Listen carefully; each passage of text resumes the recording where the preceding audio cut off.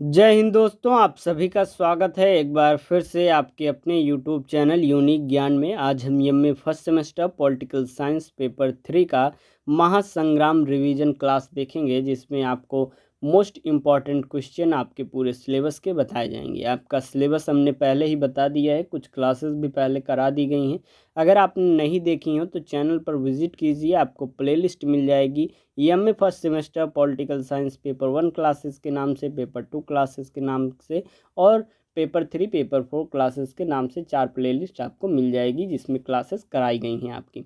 तो यह हम देखेंगे हमारा जो पेपर 3 है, जिसका हमारा सिलेबस लगा है भारतीय सरकार और राजनीति प्रथम जो है, इसके मोस्ट इम्पॉर्टेंट जो है टॉपिक्स क्वेश्चंस हम देखेंगे। अगर आप चैनल पर नए हैं तो चैनल को सब्सक्राइब कीजिए आने वाली सभी वीडियोस, जिससे आपको मिल सके, और अधिक से अधिक अपने दोस्तों के पास शेयर कीजिए। वीडियो को लाइक अवश्य कीजिए। टेलीग्राम चैनल आप ज्वाइन कीजिए, जिसका लिंक आपको डिस्क्रिप्शन बॉक्स में मिलता है, दिया गया है, जिसमें आपको सभी क्लासेस की नोट्स दिए जाते हैं टेलीग्राम चैनल में, और आपके यूनिवर्सिटी से रिलेटेड जो है जितने भी नोटिफिकेशंस आते हैं आपको वहाँ पर दिए जाते हैं।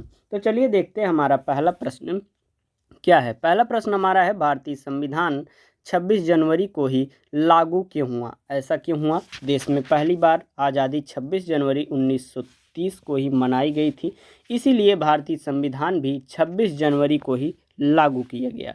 जबकि 26 नवंबर 1949 को ही बनकर यह तैयार हो गया था, लेकिन जो है 26 जनवरी को इसे लागू किया गया 1950 में। दिसंबर 1929 में भारतीय राष्ट्रीय कांग्रेस का नियमित अधिवेशन लाहौर पंडित जवाहरलाल नेहरू की अध्यक्षता में हुआ, और 31 दिसंबर 1929 की मध्यरात्रि को रावी नदी के तट पर तिरंगा फहराते हुए पंडित जवाहरलाल नेहरू ने पूर्ण आज़ादी का संकल्प लिया, और 2 जनवरी 1930 को पूरे देश में यह प्रचार किया कि 26 जनवरी को हम पूरे देश में आज़ादी मनाएंगे। आने वाली 26 जनवरी 1930 को देश भर में आज़ादी मनाई गई, और इसीलिए हमारे संविधान निर्माताओं ने यह निर्णय लिया कि 26 जनवरी 1950 को ही पूर्ण रूप से संविधान लागू किया जाएगा। यह बहुत आपके अच्छे तरीके से समझ में आ गया है। एक प्रकार से कहानी के रूप में आप समझिए और सुनिए, यह बहुत ही अच्छे तरीके से आपको समझ में आएगी। बस ध्यान से सुनते रहिए। पीडीएफ आपको नोट्स दिया जाएगा टेलीग्राम चैनल पर, वहाँ से रिवीजन कीजिए और अच्छे से आपकी तैयारी हो जाएगी। इसके बाद आपके प्रीवियस ईयर क्वेश्चन पेपर जो हैं उनको आपको दिखाया जाएगा कि किस प्रकार से पेपर आते हैं, और साथ ही साथ उन्हें सॉल्व भी कराया जाएगा, जिससे आपके क्वेश्चंस भी तैयार होंगे। इसलिए जो भी वीडियोज़ आने वाली हैं चैनल पर बने रहेंगे, आप तब मिलेगी। नेक्स्ट हमारा क्वेश्चन है, संघीय व्यवस्था क्या है? भारत में संघीय व्यवस्था को अपनाया गया। संविधान के अनुच्छेद 1 में ही कहा गया है कि भारत राज्यों का एक संघ है। संघीय व्यवस्था की कुछ विशेषताएं होती हैं जिसे भारतीय संविधान में अपनाया गया है। ये लक्षण या विशेषताएं यह होती हैं कि जैसे कि पहला, लिखित एवं निर्मित संविधान होना चाहिए। किसमें? संघीय व्यवस्था में।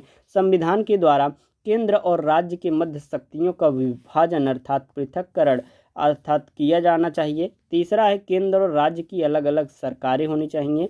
संविधान की सर्वोच्चता होनी चाहिए। न्यायपालिका की निष्पक्षता होनी चाहिए। यह सभी चीज़ें आपके लिए जो हैं इम्पॉर्टेंट होती हैं। तो यह सभी जो लक्षण हैं यह होने चाहिए, तभी एक देश को संघीय शासन मिल सकता है, संघीय व्यवस्था वहाँ पर लागू हो सकती है।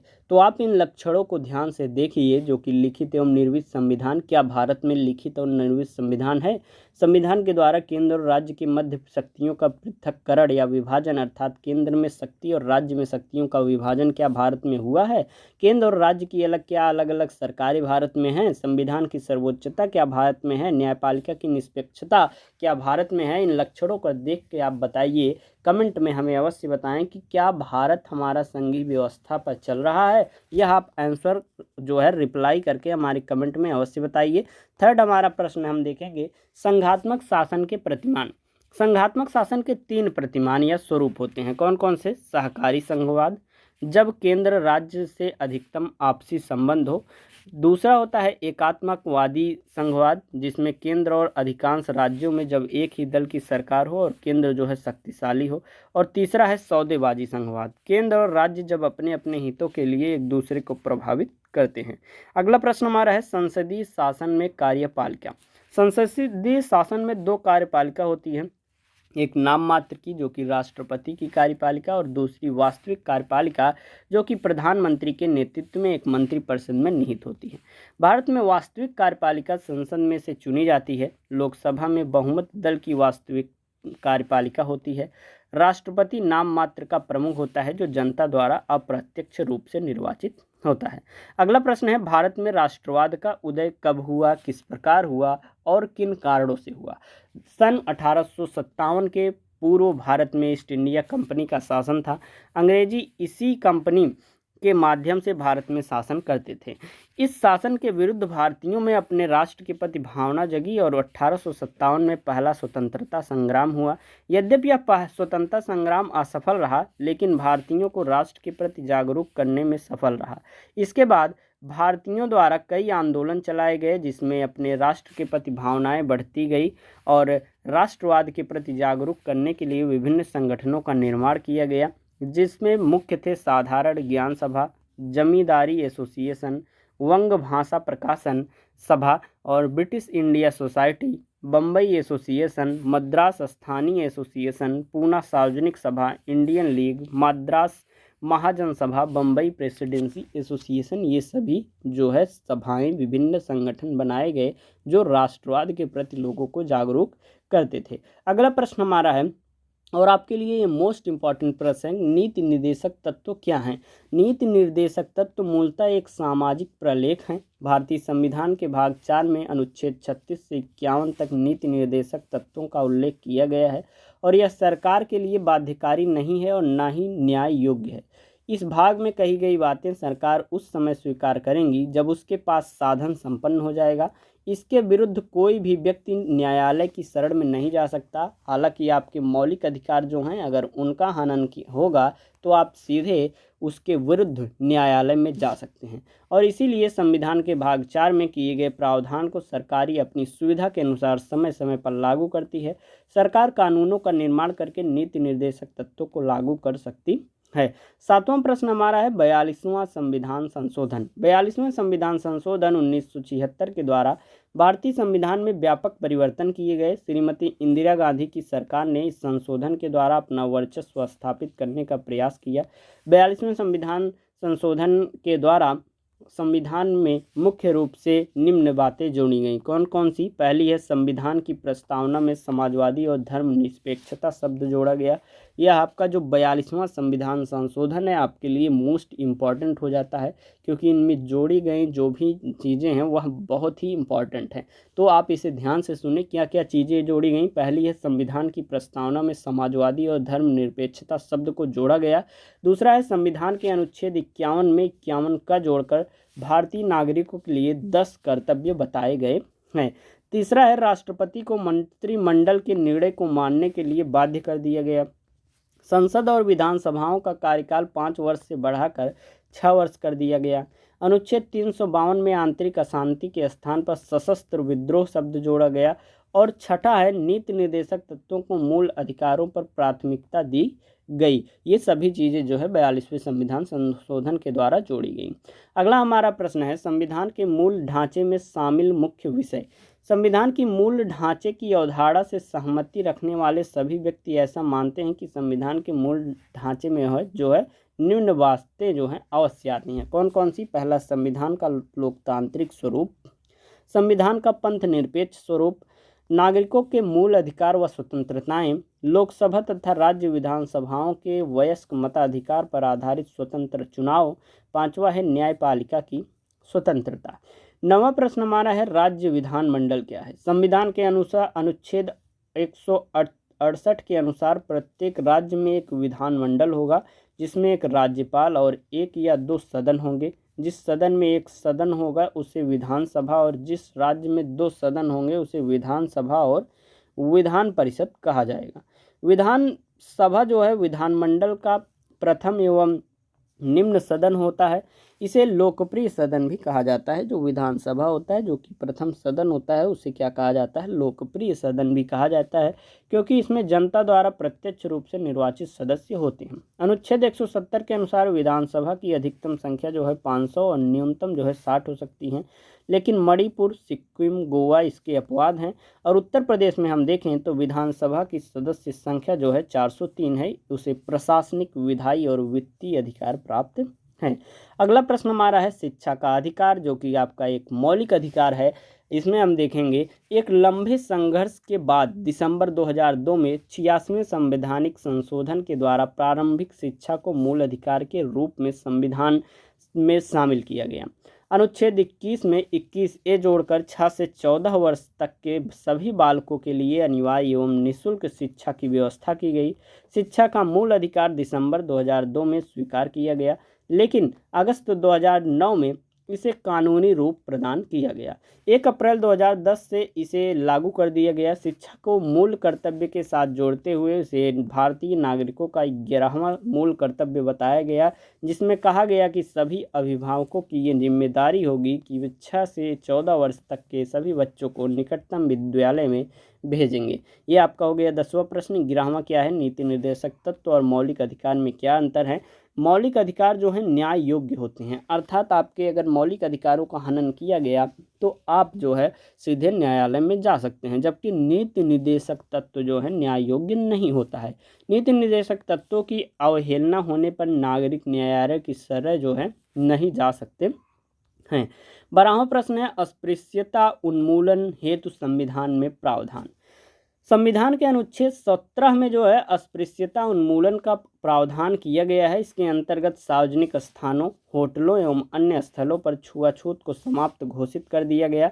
हिंदू समाज में छुआछूत को समाप्त करने के लिए संसद द्वारा 1955 में अस्पृश्यता अपराध अधिनियम पारित किया गया, जिसके अनुसार अस्पृश्यता को दंडनीय अपराध घोषित किया गया। सन 1976 में इसमें संशोधन करके अस्पृश्यता को बढ़ावा देने या उसके आधार पर अपमान करने वालों को दंड देने की व्यवस्था भी की गई। सन 1989 में इस कानून को अधिक कठोर बनाते हुए इसे अनुसूचित जाति व जनजाति निरोधक कानून 1989 में इसे नाम दे दिया गया। अगला प्रश्न हमारा है 44वां संविधान संशोधन। 44वें संवैधानिक संशोधन द्वारा जनता द्वारा 1978 में यह किया गया, जिसमें जनता सरकार द्वारा यह कब किया गया? 1978 में, जिसके मुख्य रूप से संविधान में निम्न बातें जोड़ी गई हैं। कौन कौन सी? पहला है संसद द्वारा पारित किसी विधेयक को राष्ट्रपति एक बार पुनर्विचार के लिए वापस भेज सकता है। संपत्ति के अधिकार को मौलिक अधिकारों की सूची से हटाकर उसे कानून अधिकार बना दिया गया। तीसरा है अनुच्छेद 19(1) 31 77 4 123 4 और 166 4 213 4 239 का 257 का 229 का लोप कर दिया गया। ये सभी अनुच्छेदों को जो है हटा दिया गया। अनुच्छेद 31(1) का, अनुच्छेद 134 का, 304 300 का और 361 का अंत स्थापित कर दिया गया अंतर। और 42वें संविधान संशोधन के कुछ प्रावधान रद्द कर दिए गए, जैसे कि अनुच्छेद 100, 102, 105, 118, 119, 194, 208। ये सभी चीज़ें आपको याद करने वाली चीज़ें हैं, तो ध्यान से सुनिए। ये आपको समझाई नहीं जा सकती। मतलब अब इसमें क्या समझाया जाएगा कि 42वें संविधान संशोधन में जो है जो प्रावधान कुछ हुए थे उसको 44वें संविधान संशोधन में रद्द कर दिया गया। अब कौन कौन सी हैं ये तो आपको याद करना पड़ेगा। ज़्यादा याद करने की आपको आवश्यकता नहीं, बस ध्यान से आप सुनते रहिए। पीडीएफ आपको नोट्स दिया जाएगा टेलीग्राम पे, आप उसको रिवीजन कीजिए, बहुत अच्छी तैयारी आपकी हो जाएगी। अगला प्रश्न है भारत छोड़ो आंदोलन का महत्व। भारत छोड़ो आंदोलन ने भारतीयों में एक ऐसी अपूर्व जागृति उत्पन्न कर दी जिससे ब्रिटेन के लिए भारत पर लंबे समय तक शासन पर कर पाना मुश्किल हो गया। एसी बनर्जी के अनुसार इस विद्रोह के परिणाम स्वरूप अधिराज्य की पुरानी मांग सर्वथा समाप्त हो गई और उसका स्थान क्या ले लिया? स्वतंत्रता की, पूर्ण स्वतंत्रता की मांग ने ले लिया। अर्थात पहले क्या हो रहा था, अधिराज्य की मांग कर रहे थे लोग, लेकिन भारत छोड़ो आंदोलन के पश्चात इसका रूप क्या हो गया, जब उन्होंने पूर्ण स्वतंत्रता की मांग कर ली। इस आंदोलन ने भारतीय स्वतंत्रता के लिए पृष्ठभूमि तैयार की थी। अगस्त क्रांति अत्याचार एवं दमन के विरुद्ध भारतीय जनता का विद्रोह था। यह क्रांति जनता में उत्पन्न नवीन उत्साह तथा गरिमा की सूचक थी। इसी आंदोलन के कारण अमेरिका तथा ब्रिटेन में जनमत इतना अधिक भारत के पक्ष में हो गया कि अंग्रेजों को विवश होकर जो है भारत छोड़ना पड़ा। अगला प्रश्न हमारा है 15वां प्रश्न, भारतीय नागरिकों को दी गई स्वतंत्रताएं कौन कौन सी हैं? पहली है विचार व्यक्त करने की स्वतंत्रता, शांतिपूर्वक सभा करने की स्वतंत्रता, संघ बनाने की स्वतंत्रता, भारत में भ्रमण करने की स्वतंत्रता, अस्थायी या अस्थायी रूप में निवास करने की स्वतंत्रता और व्यापार करने की स्वतंत्रता। ये सभी स्वतंत्रताएं भारतीय नागरिकों को दी गई हैं। अनुच्छेद प्रश्न नंबर 16 क्या है? अनुच्छेद 368 के विषय में। अनुच्छेद 368 में संविधान संशोधन की प्रक्रिया का उल्लेख किया गया है। इसमें 3 प्रकार का संशोधन प्रक्रिया का बताया गया है।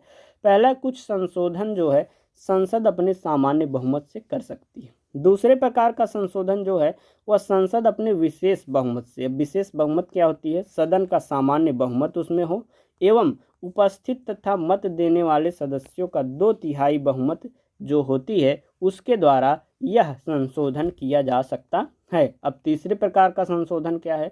संसद में विशेष बहुमत और कम से कम आधे राज्यों में विधानमंडलों की स्वीकृति से यह होता है।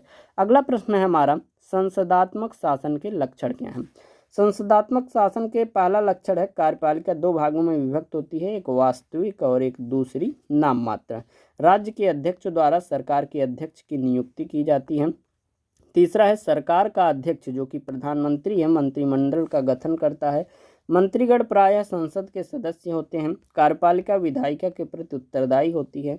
सरकार का अध्यक्ष राज्य के अध्यक्ष को सभा विघटित करने की सलाह देता है और कार्यपालिका अप्रत्यक्ष रूप से जनता के प्रति उत्तरदायी होती है। ये सभी चीज़ें क्या है? यह संसदात्मक शासन के लक्षण हैं। 18वां प्रश्न है भारत में उग्रवादी आंदोलन। भारत में उग्रवादी आंदोलन का प्रारंभ जो है 1906 में हुआ था और यह 1919 तक चला था। भारतीय राजनीति में महात्मा गांधी और के पदार्पण के साथ उग्रवादी आंदोलन का अंत हुआ था। क्रांतिकारियों को बम, पिस्तौल, राजनीतिक हत्याओं और राजनीतिक डकैतियों में विश्वास था। इस आंदोलन का नेतृत्व जो है नवयुवकों के हाथ में आ गया। ये नवयुवक क्रांतिकारी थे। लाल बाल पाल जो थे ये सभी एक प्रकार से क्रांतिकारी थे, उग्रवादी थे। अगला प्रश्न हमारा है 19 नंबर, भारतीय शासन अधिनियम 1935 क्या है? देश को आज़ादी मिलने के पूर्व और बाद में शासन का संचालन 1935 के भारत शासन अधिनियम के तहत चलाया जा रहा था। जब तक भारतीय संविधान को पूरी तरह से लागू नहीं किया गया था तब तक इसी अधिनियम के तहत शासन किया जा रहा था और जब लागू कर दिया गया भारत का संविधान तो भारत के संविधान में लगभग जो है 60-65% जो भाग है वह भारतीय शासन अधिनियम 1935 से लिया गया था। अगला प्रश्न हमारा है प्रश्न 20, भारत में सहिष्णुता का आदर्श। भारत सच्चे अर्थों में लोकतांत्रिक एवं पंथ निरपेक्ष राज्य और उसे सहिष्णुता का आदर्श माना जाता है। सहिष्णुता शब्द जो है उसका प्रचलन गांधी जी के समय से माना जाता है। गांधी जी दयालु प्रवृत्ति के व्यक्ति थे। वे सभी धर्मों को समान दृष्टि से देखते थे। सभी संप्रदाय के लोग को काफ़ी आदर भाव से एक दूसरे के प्रति भाईचारे की भावना से सम्मान देते थे। सभी संप्रदाय एवं धर्म के अनुयायी अपने विचारों के प्रचार प्रसार में लगे रहते थे, लेकिन कोई भी दूसरों की विचारधारा का विरोध जो है वह नहीं करता था। इसलिए भारत को गांधी जी का देश तथा सहिष्णुता का आदर्श माना जाता है। अगला प्रश्न हमारा है 21वां, उपनिवेशवाद क्या है? सामान्य रूप में शक्तिशाली राष्ट्र द्वारा अपने स्वार्थ के लिए निर्बल राष्ट्र के पोषण को उपनिवेशवाद कहते हैं। उपनिवेशवाद में उपनिवेश की जनता एक विदेशी राष्ट्र द्वारा शासित होती है। जैसे आज़ादी के पूर्व भारत की जनता जो है ब्रिटिश शासन के अधीन थी। एक प्रकार से जो ब्रिटिश लोग थे, एक प्रकार से अंग्रेज जो थे, उनके लिए उपनिवेश देश हमारा कौन सा था? भारत को वह अपना उपनिवेश मानते थे। उस समय भारत को कोई भी राजनीतिक अधिकार प्राप्त नहीं था। आर्गेन्स्की के अनुसार वे सभी क्षेत्र उपनिवेश के अंतर्गत आते हैं जो विदेशी सत्ता द्वारा शासित होते हैं। वह किसके अंतर्गत आते हैं? उपनिवेश के अंतर्गत आते हैं एवं जिनके निवासियों को कोई राजनीतिक अधिकार प्राप्त नहीं है। इसमें उपनिवेश की जनता के साथ द्वितीय दर्जे का व्यवहार किया जाता है। जैसे दक्षिण अफ्रीका जब 1990 तक ब्रिटेन के अधीन था तो उसके निवासियों के साथ अंग्रेज जो है काफ़ी भेदभाव किया करते थे। 22वां प्रश्न हम देखेंगे, 22वां प्रश्न हमारा है संविधान सभा। भारतीय संविधान सभा का निर्माण एक संविधान निर्मात्री द्वारा किया जाता है। इस सभा की सदस्य संख्या पंडित जवाहरलाल नेहरू की अंतरिम सरकार के 389 निश्चित की गई और जुलाई 1946 में 296 सदस्यों का चुनाव किया गया। संविधान सभा की बैठक में मुस्लिम लीग ने भाग नहीं लिया था, इसलिए 3 जून 1947 को भारत विभाजन के बाद संविधान सभा का पुनर्गठन किया गया।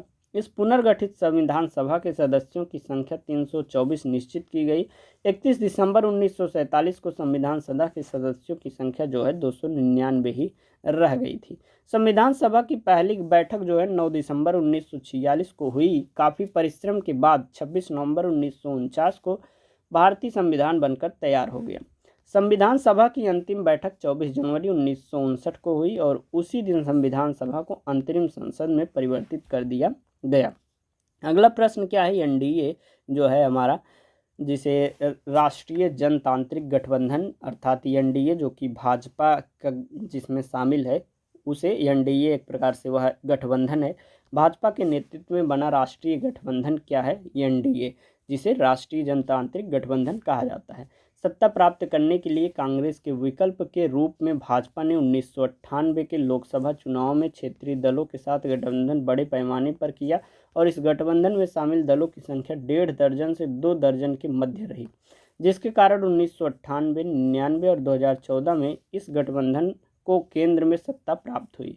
विभिन्न राज्यों में भी इसे सफलता मिली थी।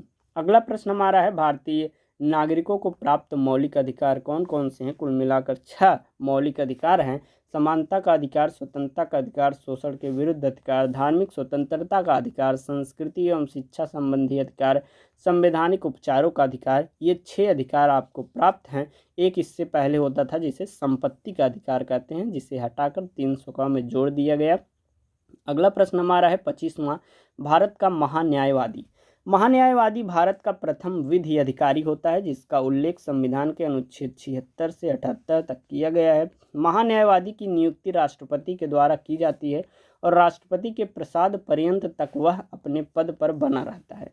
उसकी योग्यता उच्चतम न्यायालय के न्यायाधीश के समान होती है। महान्यायवादी संसद या राज्य विधानमंडल का सदस्य नहीं होता है, लेकिन वह संसद और विधानमंडल की कार्यवाही में भाग ले सकता है, परंतु मतदान करने का अधिकार उसे नहीं होता। देश के सबसे बड़े न्यायालय अर्थात सर्वोच्च न्यायालय तथा देश के राज्य क्षेत्र में आने वाली किसी भी उच्च न्यायालय में उसे सुनवाई का अधिकार प्राप्त होता है।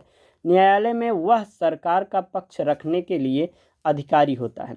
भारत सरकार को वह उन सभी विषयों में सलाह देता है जिस विषय पर राष्ट्रपति उन्हें समय समय पर निर्देशित करता है। भारत सरकार के किसी समिति या मंत्रिमंडल के बैठकों में भी उसे भाग लेने का अधिकार प्राप्त होता है। अगला प्रश्न हमारा है, भारतीय लोकतंत्र की समस्याएं क्या क्या हैं? पहली समस्या है श्रेष्ठ शिक्षा पद्धति का अभाव, आर्थिक समानता का अभाव, आर्थिक, सामाजिक एवं सांस्कृतिक भेदभाव, प्रजातांत्रिक परंपराओं का अभाव, राजनीतिक भ्रष्टाचार, धन का निरंतर बढ़ता हुआ प्रभाव, लोक सेवाओं में बढ़ती हुई अकुशलता, आंदोलनकारी प्रवृत्ति, नेताओं में दल की निष्ठा में कमी, विधायिका की शक्तियों में ह्रास। ये सभी जो समस्याएं हैं वह भारतीय लोकतंत्र के सामने आ रही हैं।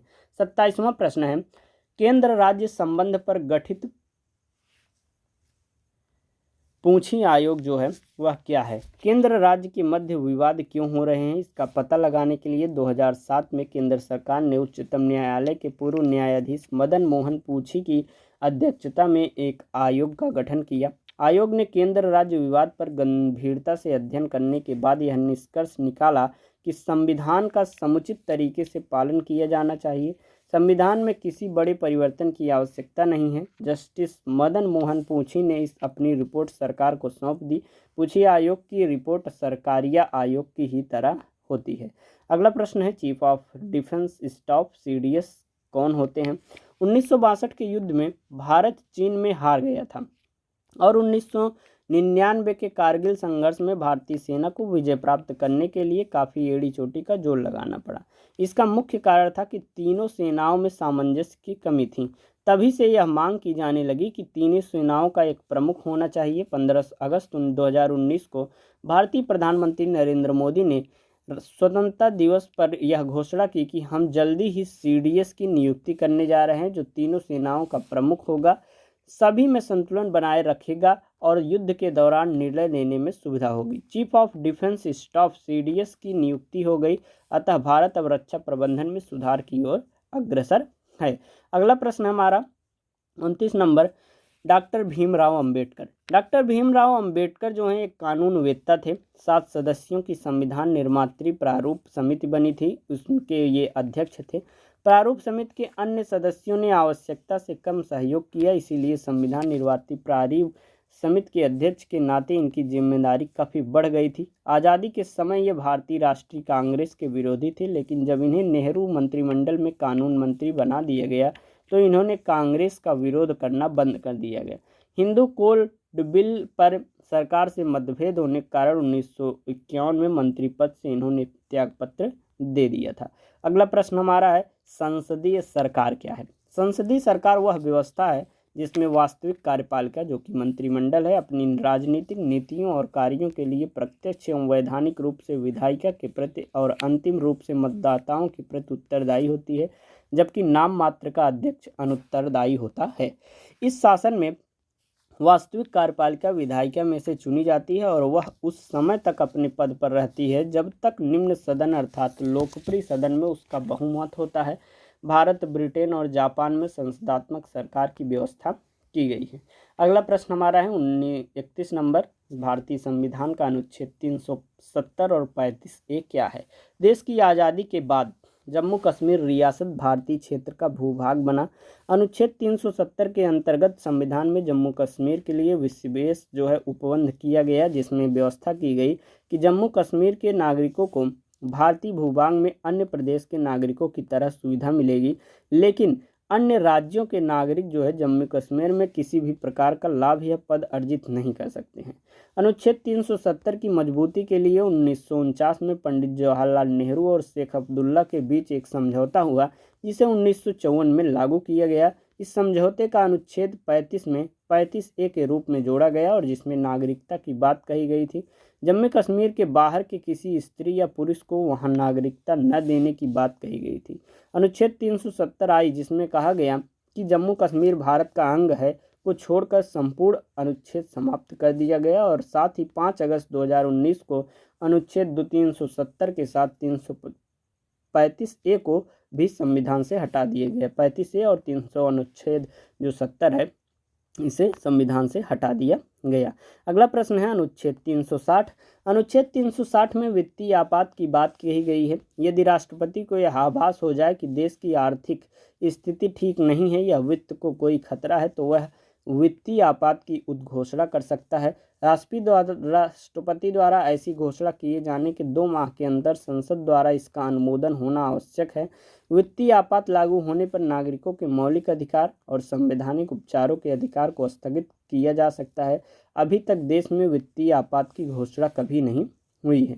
33वां प्रश्न हम देखेंगे, नीति निर्देशक तत्व की विशेषताएं। नीति निर्देशक तत्व की निम्न विशेषताएं हैं। पहला है, नीति निर्देशक तत्वों का न्याय योग्य नहीं बनाया गया है, सरकार द्वारा इसका पालन अनिवार्य नहीं है। संविधान के अनुच्छेद 37 में कहा गया है कि इस भाग में दिए गए उपबंधों को किसी न्यायालय द्वारा लागू नहीं कराया जा सकेगा। दूसरा है, सरकार के पास जब साधन उपलब्ध होंगे तब नीति निर्देशक तत्वों को वह लागू करेगी। नीति निर्देशक तत्वों द्वारा राज्य में सामाजिक एवं आर्थिक समानता लाने का प्रयास किया जाएगा। प्रश्न 34 हमारा है, भारतीय संविधान का अनुच्छेद 356। यदि कोई राजनीतिक दल किसी राज्य में अस्थायी सरकार देने की स्थिति में न हो तो वहां पर अनुच्छेद 356 के अंतर्गत राष्ट्रपति शासन लागू किया जा सकता है। यदि राज्य सरकार संविधान के अनुसार कार्य नहीं कर रही है तब भी वहां पर राज्य सरकार को बर्खास्त करके राष्ट्रपति शासन जो है लागू किया जा सकता है। इस आधार पर राष्ट्रपति शासन लागू होने पर संसद द्वारा इसका अनुमोदन 2 माह के अंदर होना आवश्यक है। इस प्रकार का राष्ट्रपति शासन 6 माह के लिए लगाया जा सकता है। संसद इसके समय को एक बार 6 माह के लिए बढ़ा सकती है। किसी राज्य में 1 वर्ष से अधिक समय के लिए राष्ट्रपति शासन तभी लागू किया जा सकता है जब निर्वाचन आयोग वहां चुनाव कराने में असमर्थ हो। अगला हमारा प्रश्न है 35, संविधान निर्मात्री सभा की प्रारूप समिति के विषय में। तो भारतीय संविधान निर्मात्री सभा के प्रारूप समिति में 7 सदस्य थे, जिसके अध्यक्ष डॉक्टर भीमराव अंबेडकर थे, और इस समिति के अन्य सदस्य एन गोपालस्वामी अयंगर, अल्लादी कृष्ण स्वामी अय्यर, कन्हैयालाल माणिकलाल मुंशी, सैयद मोहम्मद सादुल्लाह, एन माधव राव, डीपी खेतान थे, और इस प्रारूप समिति का कार्य संविधान के प्रारूप पर विचार करना था।